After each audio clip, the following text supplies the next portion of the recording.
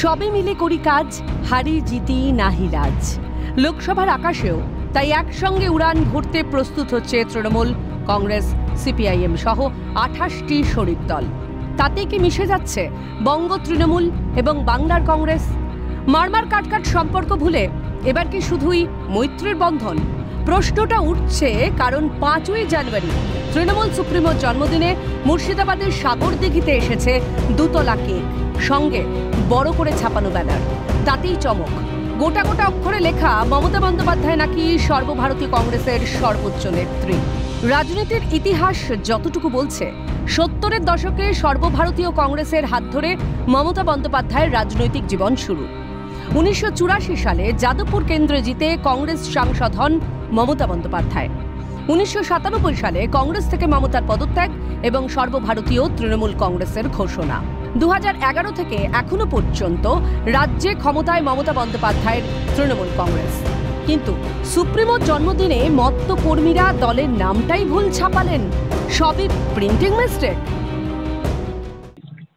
তৃণমূল কংগ্রেসের ব্যানারে কোন জায়গায় কি লেখা একটু হয়তো ভুল থাকতে পারে, জানি না, এটা প্রিন্টার এর দোষ হতে পারে। এখানে কংগ্রেস ব্যানারে লেখা আছে কিনা জানি না, লেখা থাকলে ওটা নিশ্চয় প্রিন্টেড ভুল হয়েছে। সেখানে ব্লক সভাপতি এবং পঞ্চায়েত। অনুষ্ঠানে ভার্চুয়ালি উপস্থিত ছিলেন সাগরদিঘির বিধায়ক বাইরন বিশ্বাসও।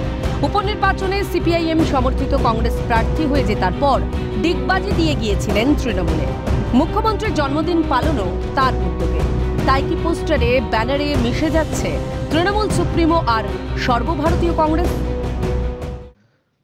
কংগ্রেসের পেট থেকে এই তৃণমূলের জন্ম। মমতা ব্যানার্জি কংগ্রেস যুব কংগ্রেসের সভানেত্রী ছিলেন, যাদবপুর থেকে সাংসদ হয়েছিলেন।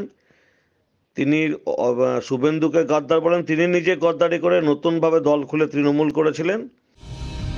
জাতীয় স্তরে তৃণমূল এবং কংগ্রেসের সখ্যতা বাড়লেও বঙ্গে কিন্তু শত্রুতার কাঁটা। সময়ে সময়ে খোঁচাও দেন প্রদেশ কংগ্রেস সভাপতি অধীর চৌধুরী। কিন্তু সেই বিরোধিতা কাহাতক টিকবে? মিস্টেক হলেও তৃণমূল সুপ্রিমোর জন্মদিনের ব্যানারে প্রশ্ন উকি দিচ্ছে। মুর্শিদাবাদ থেকে মইনুল ইসলামের রিপোর্ট, ক্যালকাটা নিউজ।